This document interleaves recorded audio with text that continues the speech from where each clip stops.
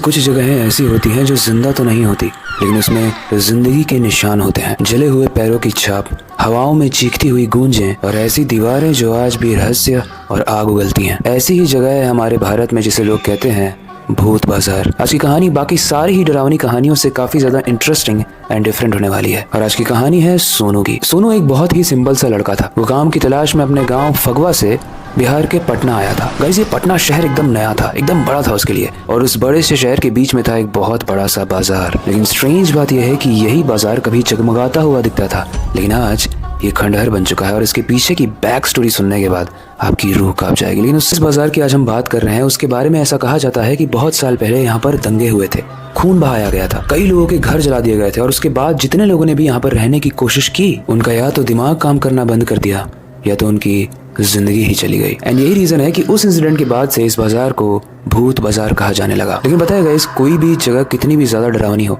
अगर उस जगह पर किसी को काम मिल जाए और किसी ऐसे इंसान को काम मिल जाए जो बहुत ज्यादा गरीब हो, तो उसे डर नहीं लगेगा, बल्कि उसे अपना भूख देखा जाएगा। वो अपने भूख को पूरा करने के लिए कमाना चाहेगा, चाहे जगह कितनी भी डरावनी हो। हमारे सोनू की भी कंडीशन कुछ ऐसी ही थी, लेकिन अब उसको नौकरी मिल गई थी, और उसको नौकरी मिली थी उसी बाजार में। उस दुकान के मालिक का नाम था शमल। एक समय था जब उनकी दुकान खूब चलती थी, लेकिन अब ज्यादातर समय बाजार खाली रहता है। दिन में ग्राहक कम आते हैं, दोपहर में सन्नाटा रहता है, और पूरी रात तो वो खंडहर जैसा ही दिखता है। लेकिन उसके बाद भी सोनू को ये ऑफर जब मिला तो उसने जॉब के लिए हाँ कह दी, क्योंकि वो इस शहर में जॉब ढूंढने ही आया था, और उसे लगा था कि पटना का शहर है, कितनी भी खंडहर जगह हो, इतना तो हो ही जाएगा कि मेरा महीना निकल जाए और मैं घर में कुछ पैसे भी भेज पाऊँ, क्योंकि उसके पिताजी काफी बीमार रहा करते थे और उसको पैसे की बहुत ज्यादा जरूरत थी। काफी दिन बीत गए और सोनू, जिसने अभी अभी उस दुकान को ज्वाइन किया था, और शमल, जो उस दुकान का मालिक था, दोनों ही बस एक वक्त का वेट करते थे कि कब इस पर कोई कस्टमर आ जाए। और एक दिन कुछ अजीब हुआ। एक दिन दोपहर के वक्त जब सोनू और शमल दोनों ही आराम कर रहे थे, तभी एक औरत अचानक से आती है उनकी दुकान पर। लाल साड़ी, लंबे बाल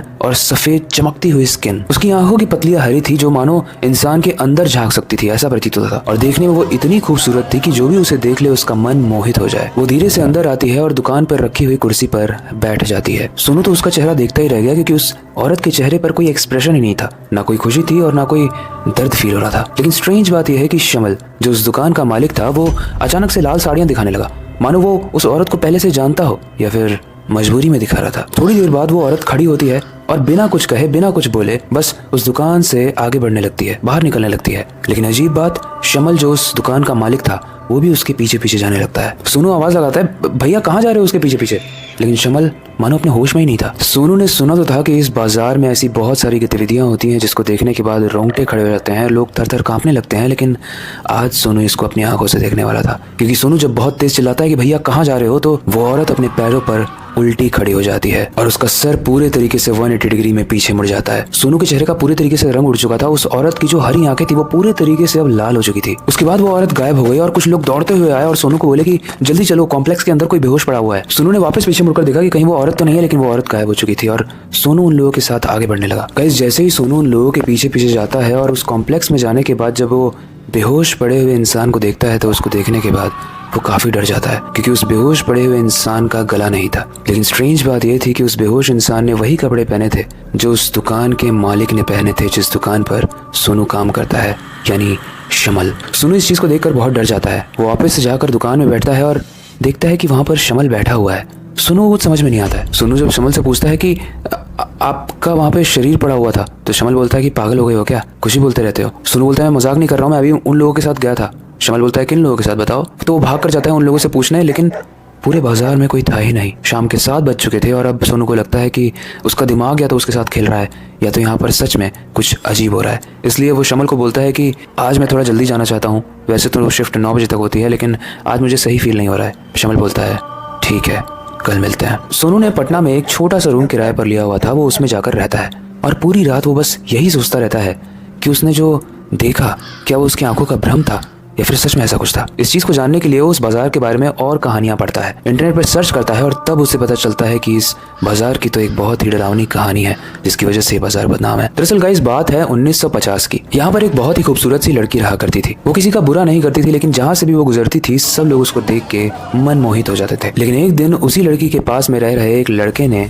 उसको पसंद किया। उसका नाम था राजू। और राजू ने जब उसी सुंदर लड़की से अपने दिल की बात कही तो उसने मना कर दिया। उसने बोला कि मेरी शादी कहीं और होने वाली है, और इस रिजेक्शन रिएक्शन को वो राजू फेस नहीं कर पाया और गुस्से में आकर उसने बोला कि मैं इस लड़की को सबक सिखाऊंगा। इसलिए फुसलाकर वो शाम को उस लड़की को अपने घर में लेके गया और उसके साथ बहुत ही बुरा दुर्व्यवहार किया। इस चीज के बारे में जब आसपास के लड़कों को पता चली तो सबने मिलकर उस लड़के को जान से मार दिया। उसके बाद से उस बाजार में ऐसी अफवाह फैल गई कि वो जो लड़की थी वो एक चुड़ैल थी और उससे जो भी प्यार करेगा या जो भी उसके पास जाएगा वो मर जाएगा। और गाइस, पुराने जमाने के बारे में तो हम सभी जानते हैं, कोई भी किसी को अगर चुड़ैल बोल देता है तो पूरे गांव वाले उसको मारना चाहते हैं। और इसी तरीके से एक एक ने करके उस पर ब्लेम लगा दिया कि वो लड़की कोई नॉर्मल लड़की नहीं बल्कि एक चुड़ैल है, जिसकी वजह से उसे जिंदा आग में जला दिया गया। जब वो लड़की मर रही थी तो वो भीख मांग रही थी कि मैंने कुछ नहीं किया है, वो उन लड़कों की गलती है जो मेरे पीछे आते हैं, मैं बस मना करती हूँ, लेकिन सब लोग मुझसे बस बदला लेना चाहते हैं। लेकिन उसके बाद भी किसी ने भी उस लड़की की नहीं सुनी और उसे जिंदा जला दिया। और जलते हुए उस लड़की ने बोला कि मैं तो मर रही हूँ तड़प तड़प के, लेकिन मरने के बाद मैं वापस आऊंगी। अगले दिन से सब लोग खुशी खुशी रहने लगे, लेकिन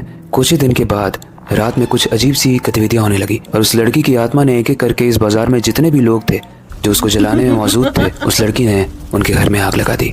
और यही रीज़न है कि ये बाजार पूरे तरीके से आज भी खंडहर है। और सोनू जिस बाजार में काम कर रहा था वहाँ एक्चुअली में कोई मार्केट था ही नहीं, ना कोई शमल था, ना वो लोग थे, वो सब सोनू का भ्रम था।